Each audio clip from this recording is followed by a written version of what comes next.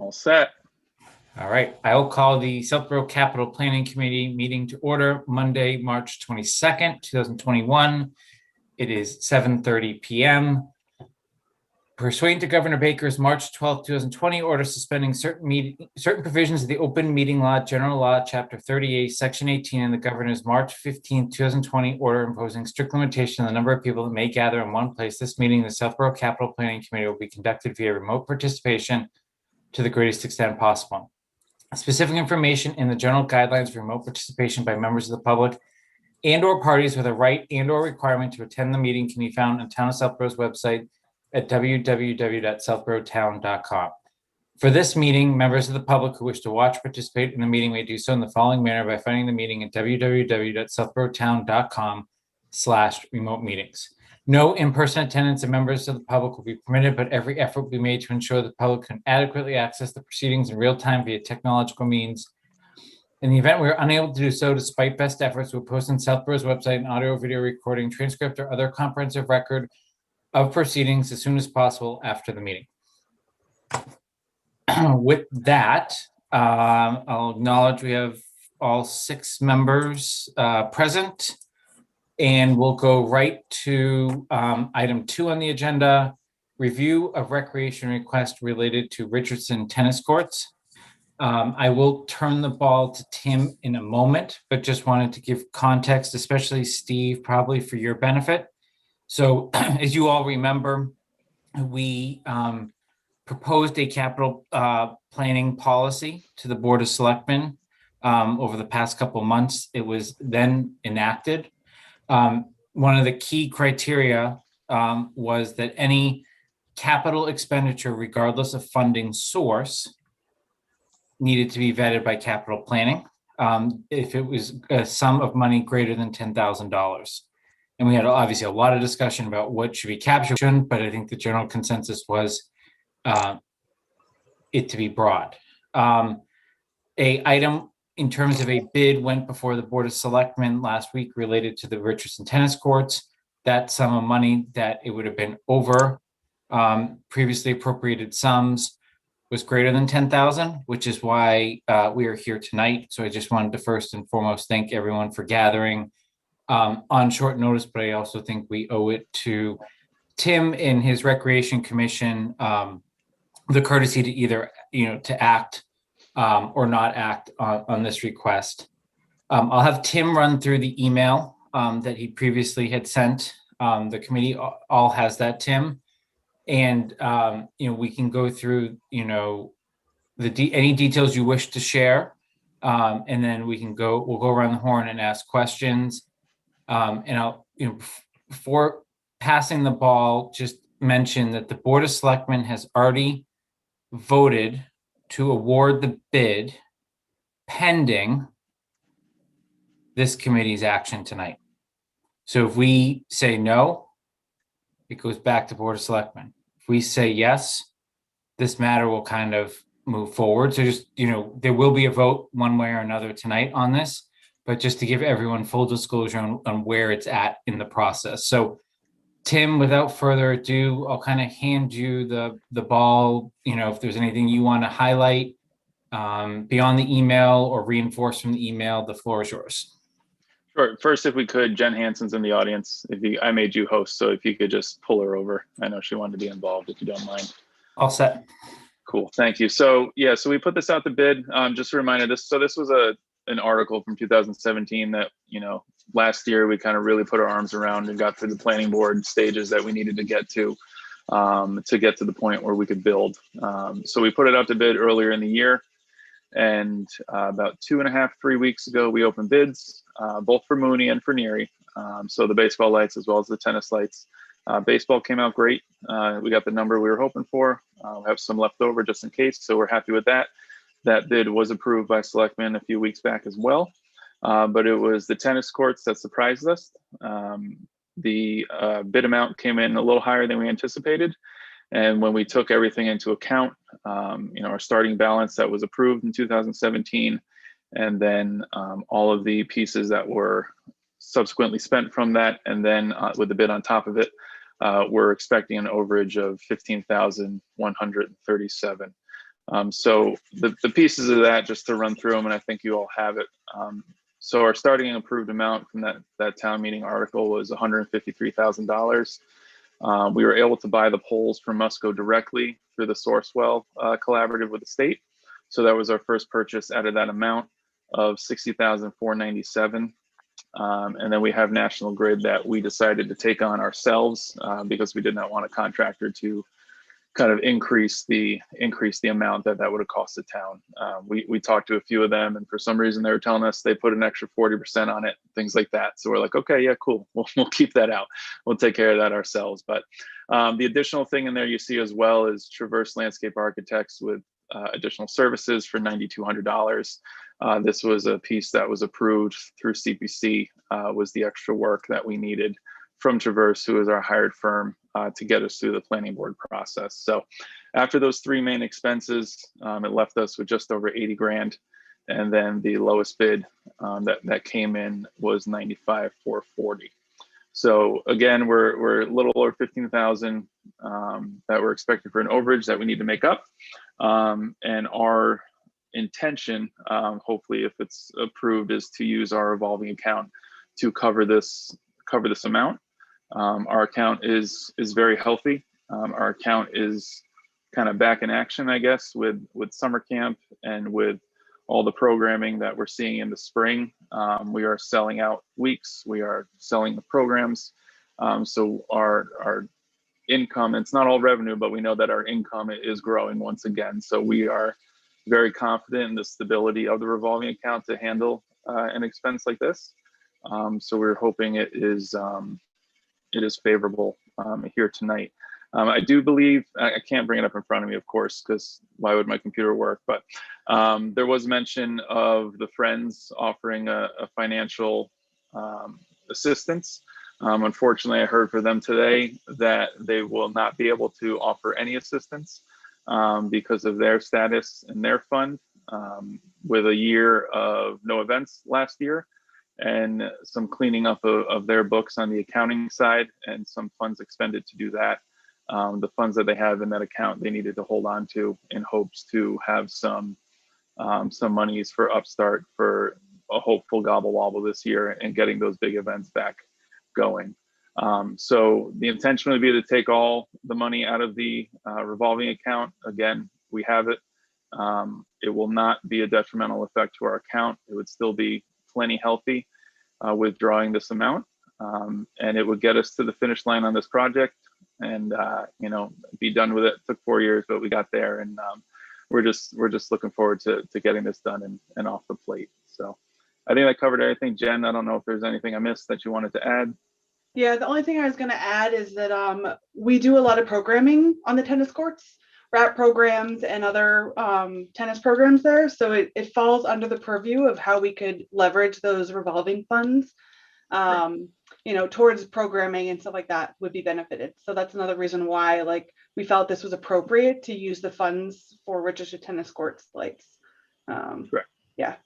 Good point. Sorry, I forgot that one. Yep. Probably the most important point.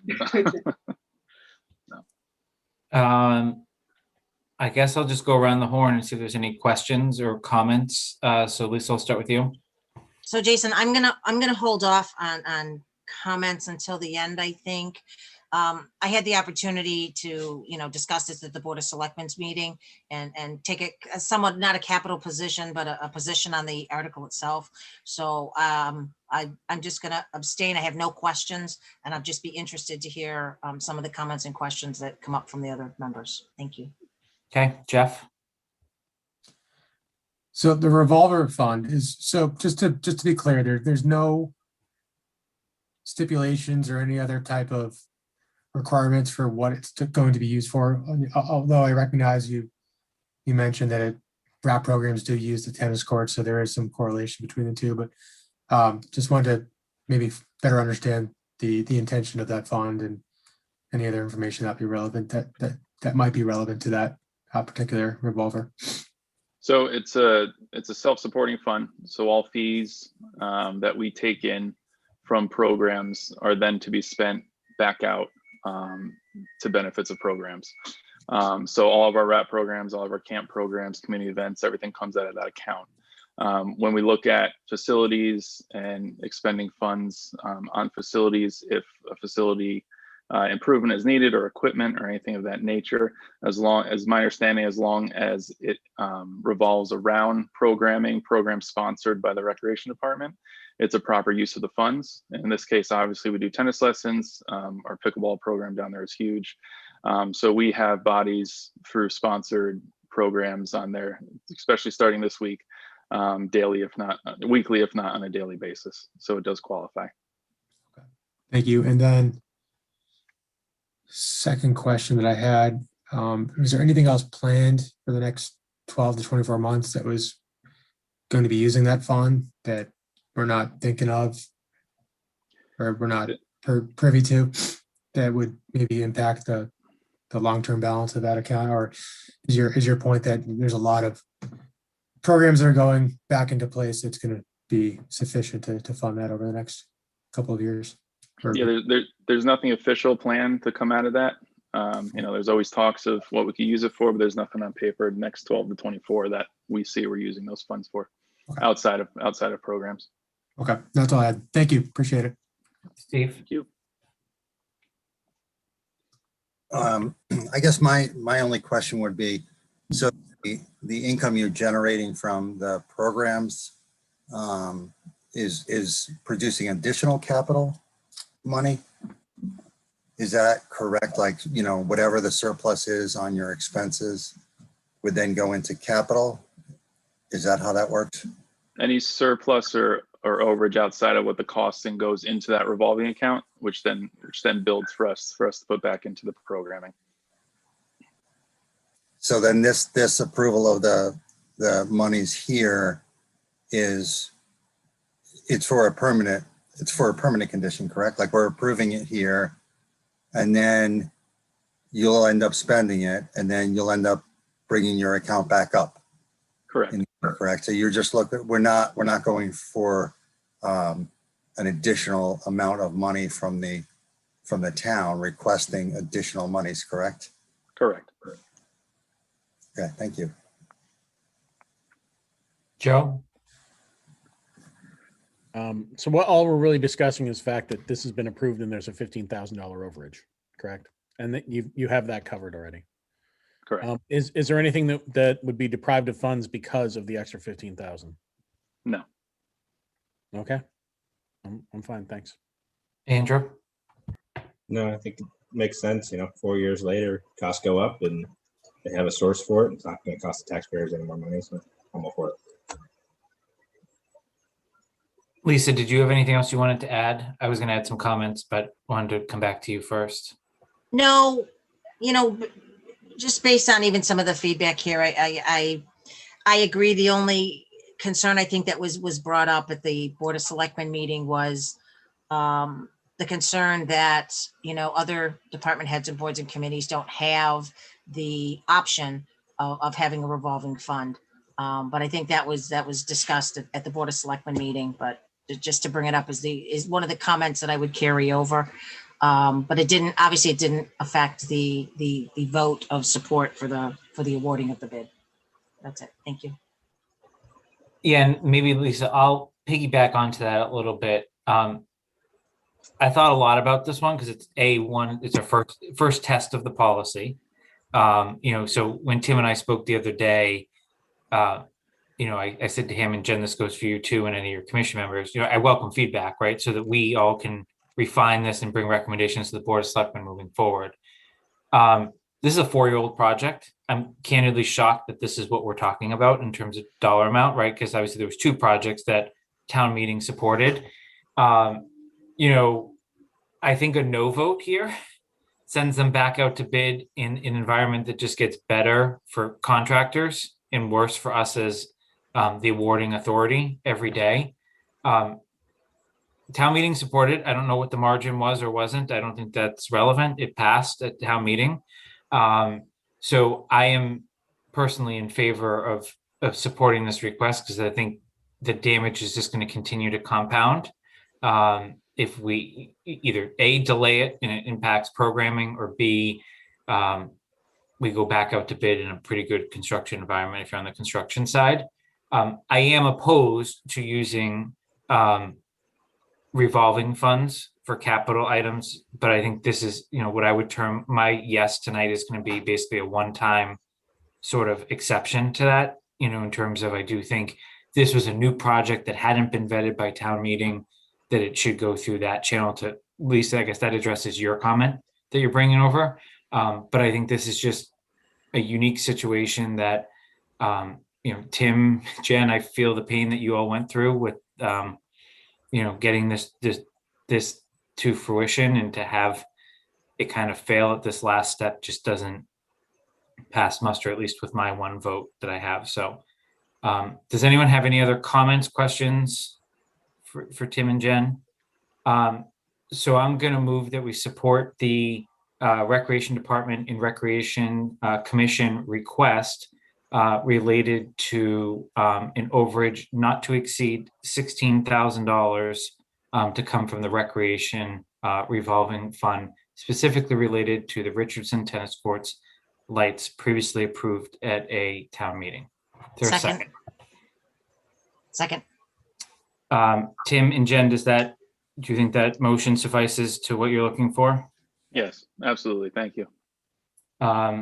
Any other comments, questions on the motion, discussion? All right, so we'll do roll call. Braccio? Aye. Hark? Aye. Hinterneeder? Aye. Palmer?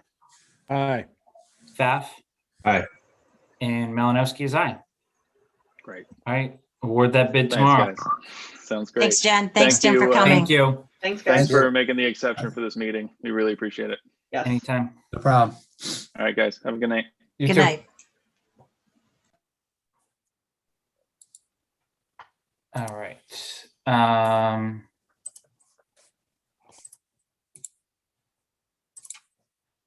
Sometimes people stay, sometimes they go, so you have to see whether they're going to stay or go. Move them. So I knew that topic was going to take less than 30 minutes. I hope you're all indulged me with the small agenda items I added after, knowing that we're meeting in the evening and not first thing, which we were originally intending for. So the first one was the approval of the March 2nd, 2021 meeting minutes. This was joint with the Board of Selectmen.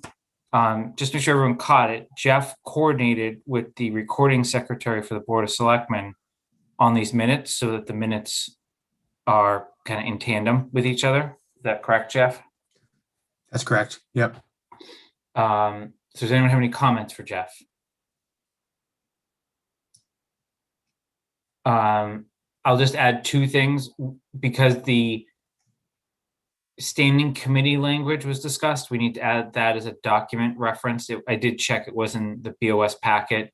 And then I think we should reference the BOS minutes, which I think are approved, Mark and Lisa, at this point. At least they exist in draft form. And that's, Jeff, what you relied on, right? To work through. Just an excerpt of our specific meeting. Okay. Well, yeah, obviously. So I think we should just reference those. Yeah, I added draft warrant language and draft minutes from March 2nd, 2021 BOS meeting. Okay. Are there any other comments on that? All right, then I will move that we accept the minutes with those edits. There's a second. Second. Any further discussion? All right, roll call vote. Braccio? Aye. Hark? Aye. Hinterneeder? Sorry, I'll abstain. I wasn't at the meeting. Palmer? Aye. Pfaff? Aye. And Malinowski is aye. So that's 501. March 8th. I have some, Jason. Go ahead, Lisa. So under section 4, third sentence down, the public safety building project manager Vertex, it's VER. TEX, I believe that's how it's spelled, Jason? VERTEX. TEX, okay, yeah. So just that one minor. And then under section 11, where we talked about other business. I appreciate the sentiment, Joe, that went behind this very much so. And I don't doubt that any one of us agree that that would be a great path, but I would just end that paragraph by saying she will be greatly missed and kind of leave out the rest, the margaritas. And even though it sounds great and I support that, I think that would be my only edit. I think the code of Good, no conduct problem. policy might have a little concern with that, but I appreciated it, Joe. And I think everyone agrees with that sentiment behind it. I thought we So- didn't have enough humor in the minutes. I thought it was great. So that would be the only changes is I would end it after she'll be greatly missed because I think that was a sentiment that we had all shared as well. No problem. So- Already gone. All right. You're the best. Thank you. That's it, Jason, for me.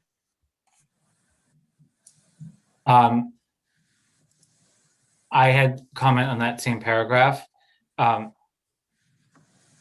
I don't disagree with anything that's written. I don't know that those words were used. So I would recommend we end it at the first paragraph. Do you want to end it at missed, or do you want to delete the rest of it as well? No, I'd say it should have advisory committee, period, first paragraph. So that whole first, the whole first paragraph stays. Yep. And then I would just add a sentence saying the committee thanked her for her efforts over the past year. Because I think that's what actually happened. How about the committee expressed its great admiration for her efforts? Good with that. Sure. Are there any other comments? 4, there's a not on the second sentence. So double negative. We're showing we have a great confidence in the estimates. Oh, yeah. There is not. Yep. And I do not have great confidence in the estimates. Anything else on those? I will just add, Joe, again, that this was probably the most enjoyable set of edited minutes that I had the pleasure of reading. Oh, So, that I've written? Yeah, I know. I don't blame you. no, in general, in all my time serving the town, this was probably my favorite set of draft minutes that I've ever read. So Oh, thank you. thank you. Appreciate that. All right. I will move that we approve the March 8th, 2021 minutes with the aforementioned edits. Is there a second? Second. Second by Jeff. I think it was a tie, Steve. Any further discussion? All right, roll call. Braccio, Aye. Hark, Aye. Hinterneeder, Aye. Palmer, Aye. Pfaff. Aye. And Malinowski's aye, so 6-0. All right, next one is, you all remember, we had an executive session with the Board of Selectmen back in November related to the South Union School. Because that is now going out to RFP any day now, Mark, right?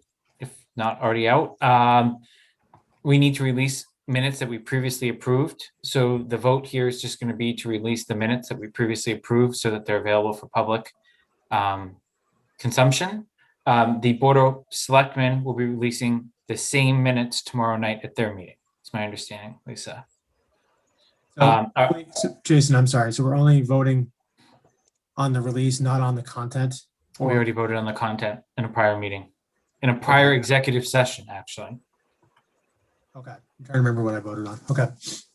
Yeah, so I went back just to make sure. In December, we had an executive session just to approve the minutes from this meeting for these. These are, it's a very simple concept, but it is immensely difficult to actually track it and keep track of approval versus release, but we got it. So I'm going to move that we release the executive session meeting minutes from November 17th, 2020. Is there a second? Second. Any further discussion? All right, roll call vote. Braccio, Aye.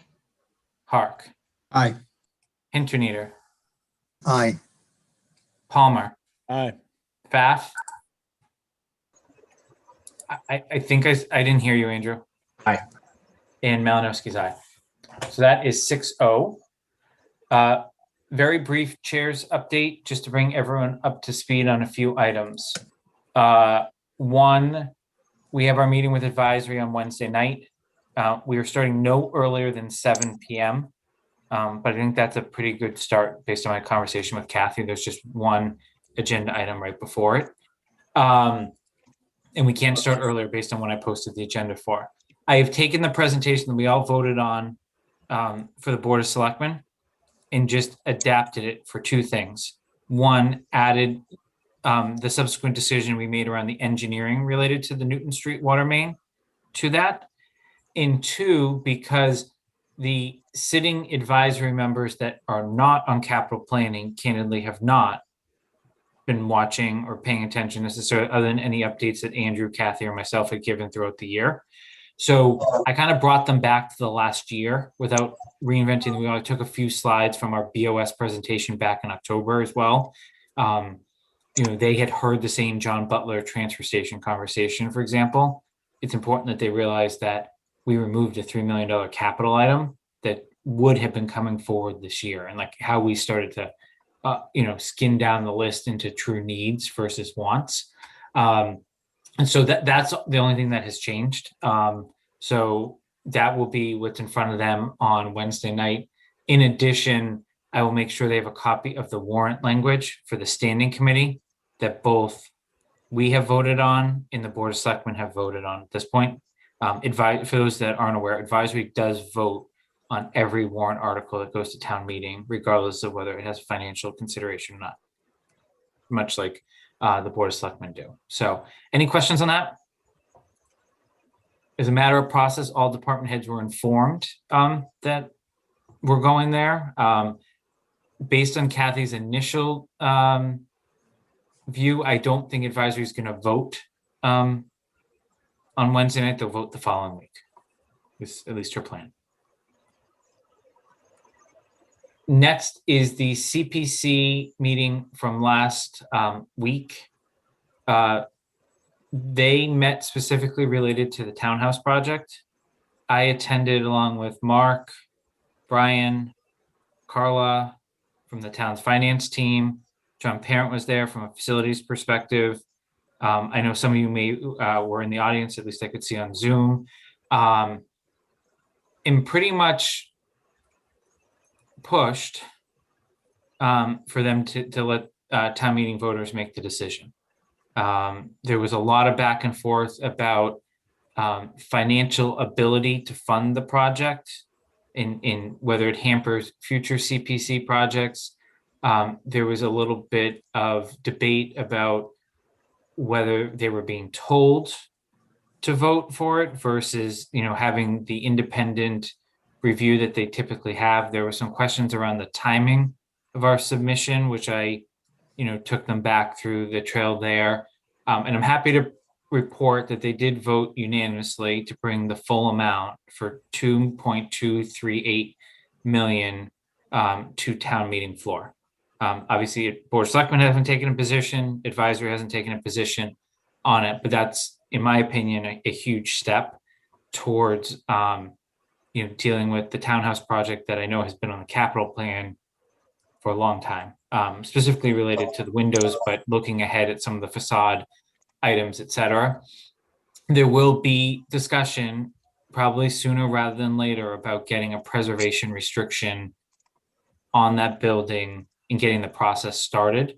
I think they've run into some delays on the library process that was a contingent part of the warrant article there. So I think the good news is for us, there's no further to-dos other than just to continue to educate on what this project is, why it is what it is in terms of an amount, and what it hopes to accomplish both short-term and long-term. And it kind of leads into the next topic, and then I'll pause and see if there's any questions. There was a lot of questions about, there was funding for CPC articles on the South Union School, I think 10 to 12 years ago. I was not in town at the time, so I really didn't know much of the history other than what I could read up and find. But a lot of the preservation restriction discussion came around, we put money into South Union and now look, the town's potentially disposing of it. How do we make sure something like that doesn't happen with the townhouse? Well, I personally appreciate the comparison. I think they're two very different buildings. They serve two very different purposes, and they're two very different locations in town in terms of central location, efficiency of services and operations, et cetera. So maybe I'll just finish with my South Union update and pause. Is specific to South Union, I think I already alluded to it with the meeting minute discussion. That's going out to RFP, but that could definitely be, and there's a scoring system in place that weighs the benefit of a bid that's higher in dollar amount and a bid related to the facade in preserving that. So we'll know, I guess, in 30-ish days, the outcome of that and whether the Board of Selectmen decide to actually advance that to town meeting or pull it, depending upon what they find. But they all go part and parcel to, which buildings are we preserving, which buildings are we going to invest in, and do we need all these different buildings for these different facets? So pause there. See, I know some of you either watched it or were in the Zoom. So any other comments you want to add or share with the committee that I maybe didn't cover? I think I have one comment from watching the meeting, but just overall in general, I think one of the problems that we have with the CPC is that when these projects come up in annual meeting, everybody looks at it and goes, "Oh, great, we're getting additional funds from somewhere else to help pay for whatever it is," and so there's an incentive to funnel things through the CPC, regardless of how anybody really feels about it. In the end, they're saying, "Well, we get 20%, 30% money on our dollar to funnel it through the CPC." Not that the project that we're dealing with isn't completely appropriate to do that, but I think that it leads to, if you bring things through CPC to the town meeting, the incentive is to vote for them.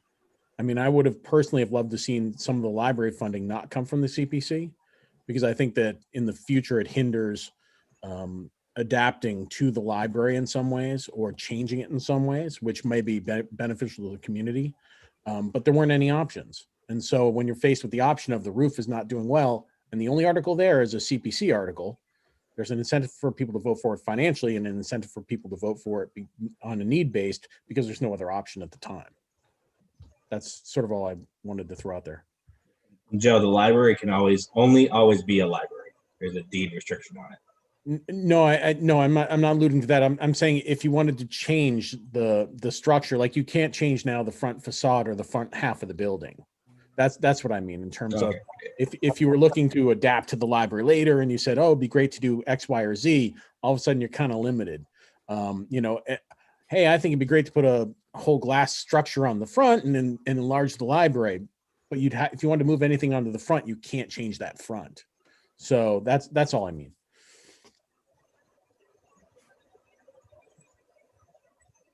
Yeah, and I think it's important to remember that we all, in our tax bills, do pay a surcharge to fund the CPC. So while there is some matching component to it, right, and you reference a percentage, Joe, that percentage does change annually.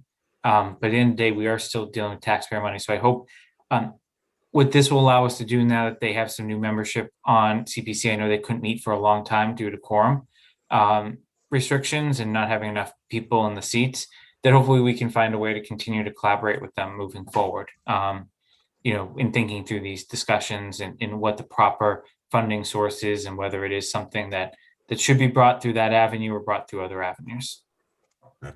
Yeah, I actually wasn't alluding that we shouldn't throw things that way, because I actually like funding things that way, but I just saw that as a philosophical issue. Yep, understood. All right. Any other comments or questions tonight? All right, so we're meeting Wednesday night, 7 p.m. and then next Monday night, 7:30 p.m. for a regularly scheduled meeting. Every time I think it's going to be a light agenda, it just tends to, things keep coming our way. But hopefully each of the agenda items will be able to tick through pretty quickly. But I'll probably post an agenda in the next 24 hours and circulate it here. If anyone has any items they want to see, certainly send them my way. Can I just clarify? You just said 7 o'clock on Wednesday, but yet you told us before not to start any earlier than 7:30 PM on Wednesday. It's not going to start any earlier. The meeting starts at 6:30 for advisory. Okay? Capital will be on no earlier than 7. Sorry Okay. if that wasn't clear. I'm just saying what I heard. I'm not telling you it's right. No, I can't say that I didn't say that. So yeah, so I appreciate you clarifying that. So 7 p.m. Wednesday night, 7:30 p.m. next Monday night, a week from tonight.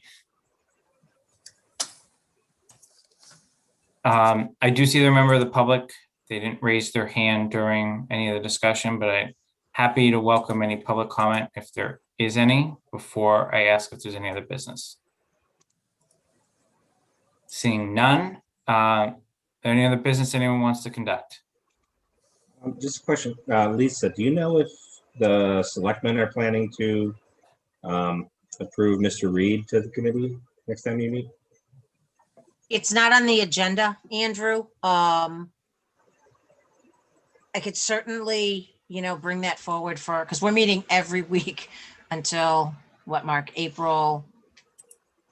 What, we're meeting the 6th, then the April, yeah, every week until 13th. April 20th. I don't know Yeah. whether or not you are meeting next week, but I think that is strictly going to be the second public forum for the Downtown District Initiative. I don't know if there's a consent agenda going with that. I don't think so either. So it may be the next opportunity, may be April 6th.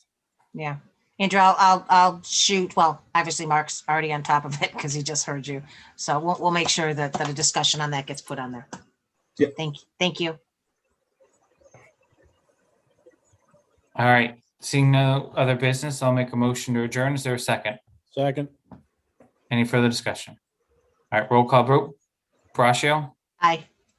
Park, Aye. Interneater, Aye.